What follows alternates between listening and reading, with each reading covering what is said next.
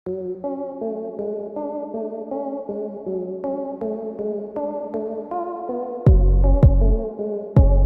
दोस्तों, कैसे हैं आप सब। उम्मीद है कि सब बड़े होंगे। दोस्तों, जापान एक ऐसा देश है जिसने पूरी दुनिया के सामने अपनी मजबूती की मिसाल कायम की है। क्योंकि चाहे प्रकृति हो या फिर दूसरे कोई मजबूत देश, हर कोई जापान के पीछे पड़ा रहता है। लेकिन जितनी बार जापान को झुकाने की कोशिश की गई है ना, उतने अच्छे तरीके से जापान निखर कर वापस आया है। इसलिए देश आज दुनिया के सबसे विकसित देशों माना जाता है। दोस्तों, जापान को हमेशा से अपने यूनिक कल्चर और ट्रेडिशन के लिए जाना जाता रहा है। उगते हुए सूर्य के इस देश में इतने यूनिक चीजें हैं जिसे अगर आप जानने की कोशिश करें तो आपका बहुत सारा टाइम ऐसे ही कम लगने लगेगा। जापान की बहुत सारी खासियतें हैं दोस्तों। यहाँ का खान पान, ट्रेडिशन, कल्चर और जो भी चीजें जो बाहरी दुनिया से बहुत ही अलग हैं। दोस्तों, आज के इस वीडियो में हम बात करेंगे जापान के कुछ ऐसे स्ट्रेंज थिंग्स के बारे में जो आपको सिर्फ जापान में देखने को मिलेंगी। आज हम आपके लिए लेकर आए हैं strange things that exist only in Japan. दोस्तों, वीडियो शुरू करने से पहले आप सबसे एक रिक्वेस्ट है कि अगर आपने अभी तक इस चैनल को सब्सक्राइब नहीं किया तो जल्दी से वीडियो को लाइक और चैनल को सब्सक्राइब कर दें। Train delays. दोस्तों, आपने मेट्रो से लेकर ट्रेन में जब भी सफर किया होगा, देरी यानी लेट लतीफी टाइमिंग से सामना जरूर हुआ होगा। लेकिन जापान में अगर ट्रेन लेट हो जाए तो ये अखबार की सुर्खियां बन जाती है। दरअसल साल 2017 में जापान को महज 20 सेकंड की देरी करने पर वहां के रेलवे ने लोगों से आधिकारिक रूप से माफी मांगी थी। जापान समय को लेकर बहुत ज्यादा प्रतिबद्ध है, लिहाजा वहां लोगों के समय की बहुत ज्यादा कद्र की जाती है। वहां की सबसे फास्ट ट्रेन शिंकनसेन के अधिकतम लेट होने का रिकॉर्ड आधा मिनट है। इससे आप अंदाजा लगा सकते हैं कि जापान इस मामले में कितना परफेक्शन रखता है। कहा जाता है कि 1 घंटे की देरी तो पक्का अगले दिन के अखबारों की हेडलाइन बन सकती है। ये ऐसी चीज है जो शायद जापान के अलावा और किसी देश में मुश्किल से देखने को मिलेगी। Cleaning classes. दोस्तों, जापान की सबसे बेहतर चीज जो है जिसे हर देश को अपनाना चाहिए, क्योंकि आज भारत में साफ सफाई कम होने के पीछे की सबसे बड़ी वजह है व्यवहार। हम अपने बच्चों में बचपन से ही ये सीख देने में कहीं ना कहीं नाकामयाब रहे हैं। खैर, जापान में पहली क्लास से ही बच्चों को अपने क्लासरूम की सफाई करनी होती है। सभी बच्चों को मिलजुल कर ये काम करना होता है और साथ ही आपस में मिलकर खाना भी खाना होता है। कुछ समय पहले तक तो वहाँ स्कूल और उसके आसपास की जगहों पर सफाई के लिए बच्चों को ले जाया जाता था। इसके पीछे बच्चों को आपसी प्यार और मिलजुल जैसी भावना सिखाना बताया जाता है। साथ ही जापान में बच्चों को टॉयलेट भी साफ करने होते हैं। इसे वहाँ के लोग कल्चर यानी संस्कृति के तौर पर देखते हैं, जिसका नाम है ओसोजी।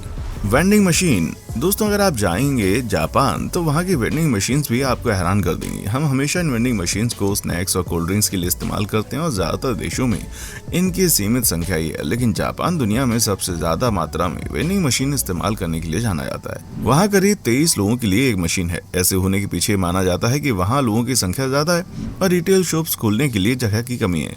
ज़्यादा पैसे के इन्वेस्टमेंट से बेहतर है वेंडिंग मशीन ही लगा दें। आप इन मशीनों से जुराबें, सर्जिकल मास्क जैसे सामान आसानी से खरीद सकते हैं। Naps at work. दोस्तों, ऑफिस में सोना यानी काम चोरी। अब आप कहेंगे कि ये तो बिल्कुल आम धारणा है, इसमें नया क्या है। तो देवियों और सज्जनों, आपके जानकर हैरानी होगी, जापान में ऐसा करने वाले लोगों को मेहनती समझा जाता है। वहाँ का बिजनेस कल्चर उन्हें काम के दौरान सोने की आज्ञा देता है। उन्होंने इसे इनिमोरी का नाम दिया हुआ है, जहाँ बाकी देशों में काम के दौरान झपकी लेना उनकी नौकरी तक छीन सकता है। वहीं जापान में नौकरी करते समय आप आधे घंटे आराम से सो सकते हैं। क्योंकि वहाँ जो भी ऐसा करता है उसे मेहनती समझा जाता है, इसलिए लोग कई बार सोने का नाटक भी करते हैं और वजह तो आपको मालूम ही है, पीपल पुशर्स। दोस्तों, जापान में लाखों की संख्या में लोग एक जगह से दूसरी जगह जाने के लिए मेट्रो का इस्तेमाल करते हैं। इस दौरान लोगों की भारी भीड़ को ट्रेन में एडजस्ट करने के लिए अलग से पुशर रखे जाते हैं। जापान में इन्हें ओशिया कहा जाता है, जिसका मतलब धक्का देकर लाइन में लगाना है। स्टेशन पर मौजूद इन पुशर की जिम्मेदारी होती है कि सभी मुसाफिर ट्रेन में सवार हो जाएं और कोई भी दरवाजों के बीच में ना फंसे। ये काम करते हुए ज्यादा से ज्यादा लोगों को बिना चोट पहुंचाए कैरेज में चढ़ा दिया जाता है। सभी लोगों के सवार होने के बाद पुशर के इरादे के बाद ही इशारे के बाद ही ड्राइवर गाड़ी चलाता है। Robot run hotel. दोस्तों, जापान की राजधानी टोक्यो में एक रोबोट रेस्टोरेंट है। इस थीम्ड बार में पॉप कल्चर, ड्रैगन्स, निंजा, बहुत सारे नियॉन लाइट्स, कतई तेज म्यूजिक और रोबोटिक मॉन्स्टर आइडियाज को मिलाकर अलग अलग शोज होते हैं। रंग बिरंगी लाइटिंग, नीले बालों वाले डांसर से लैस यहाँ के शोज जैसा अजीब और गरीब शो आपको दुनिया में कहीं देखने को नहीं मिलेगा। आप खाने पीने की चीजें ऑर्डर कर सकते हैं, लेकिन रोबोट रेस्टोरेंट कोई रेस्टोरेंट नहीं है। इस जगह के नाम में बस रेस्टोरेंट लगा हुआ है। यहाँ एक शो देखने के बाद ढंग की नींद किसी 30 बार कहाँ कोई आएगी भाई। Futuristic toilets. दोस्तों, रेगुलर इंडियन और वेस्टर्न टॉयलेट का इस्तेमाल तो हम रोज करते हैं, लेकिन जापान के टॉयलेट भी हाईटेक है भाई। यूं समझ लीजिए कि जापान में टॉयलेट का इस्तेमाल करना आसान नहीं है। यहाँ एक टॉयलेट के अंदर आपको कई बटन मिल जाएंगे। ये इतना अजीब है कि इसके आविष्कार की कोई जरूरत नहीं थी। किसी को प्रेशर आ रहा हो तो बेचारा क्या ही करेगा। सबसे ज्यादा मजे की बात यह है कि ये अमीरों के चोचले नहीं है और टूरिस्ट से लेकर आम नागरिक तक इनका इस्तेमाल कर सकते हैं। Foot bath train. दोस्तों, भारत में ट्रेन में साफ टॉयलेट मिल जाना बड़ी किस्मत की बात है, लेकिन जापान में फुकुशिमा और शिंजो के बीच Yamagata Shinkansen sight seeing train चलती है। इस ट्रेन में फुट बाथ्स हैं और इसमें आप आराम से पानी में पैर डुबोकर बैठ सकते हैं। World shortest escalator. दोस्तों, क्या आप जानते हैं दुनिया का सबसे छोटा एस्केलेटर जापान के एक डिपार्टमेंटल स्टोर में? दुनिया के सबसे छोटे एस्केलेटर होने के कारण देश का गिनीज बुक ऑफ रिकॉर्ड्स में नाम भी दर्ज है। ये लगभग 834 मिलीमीटर लंबा है। Polite slurping. दोस्तों, जापान में नूडल्स खाते समय स्लर्प की आवाज निकालना अच्छा माना जाता है, इसलिए जापान में रेस्टोरेंट में आप नूडल्स को स्लर्प की आवाज निकालते हुए पूरे आनंद के साथ खा सकते हैं भाई। Capsule hotel. दोस्तों, जापान के पास एक चीज है जो बाकी देशों में शायद ही मिले। दरअसल ये जापान के अजीबोगरीब आविष्कारों में से एक माना जाता है। जापान ने साल 1979 में कैप्सूल होटल को अपने देश में लॉन्च किया। इसमें उन्होंने छोटे छोटे कमरे बनाए जिसमें सिर्फ एक आदमी सो सकता है। ये बहुत ही आरामदायक होते हैं, जिसमें लोग सुरक्षित रूप से सो सकते हैं, जहां बड़े व्यापारियों से लेकर शराबी लोग भी रात बिताने के लिए आ जाते हैं भाई। Cuddle cafes. जापान में बहुत से लोगों को अपने लिए पार्टनर ढूंढने में दिक्कत हो रही थी। इस समस्या का समाधान निकालने के लिए 2012 में सोनिया की शुरुआत हुई। ये एक कैफे है। फिजिकल अफेक्शन के लिए पुरुष यहाँ पर आकर 100 येन चुकाकर एक खूबसूरत लड़की के साथ सो सकते हैं। दोस्तों, ये सर्विस काफी मशहूर हुई है। 2019 आते आते जापान में कई सारे कडल कैफेज खुल गए। ऑफिस वर्कर्स ऐसे कैफेज में टेंशन स्ट्रेस दूर करने के लिए जाते हैं। एनिमे। दोस्तों, एनिमे और मंगा ने दुनिया की आधी आबादी को तो क्रेजी कर दिया है। हाथ से ड्रॉ किए गए एनिमेशंस जो ऐसी कहानियां कहते हैं जिनमें जिंदगी जीने के सकारात्मक सबक छिपे होते हैं। एंटरटेनमेंट का यह फॉर्म जापानी संस्कृति की ही देन है। जापान के लोग एनिमे से पागल हैं भाई, और टोक्यो समेत देश भर में कदम कदम पर इसके सबूत मिलते रहते हैं। Square watermelon. दोस्तों, जापान में एक से बढ़कर एक प्रयोग होते रहते हैं। एक जमाना था जब जापान के इलेक्ट्रॉनिक्स गुड्स पूरी दुनिया में तहलका मचा रहे थे। हालांकि हाल ही में देश अपने चौकोर तरबूजों को लेकर ज्यादा चर्चा में आया। जी हाँ, जापान में खास तकनीक से चौकोर तरबूज उगाए जा रहे हैं। इन तरबूजों की लोकप्रियता का आलम अब ये है कि एक एक तरबूज की कीमत हजारों में जा रही है। जापान के सेम्बिकिया स्टोर को ऐसे तरबूज उगाने में महारत हासिल है। ये स्टोर न सिर्फ चौकोर बल्कि दिल के आकार समेत कई अन्य तरह के तरबूज उगाता है। यही नहीं, सेम्बिकिया में तरह तरह के अंगूर और स्ट्रॉबेरी भी पैदा किए जाते हैं। ये स्टोर 1834 में खुला था और फिलहाल जापान का सबसे पुराना ग्रीन ग्रोसर है। इस स्टोर ने काफी महंगे डिजाइनर तरबूज उगाए हैं भाई।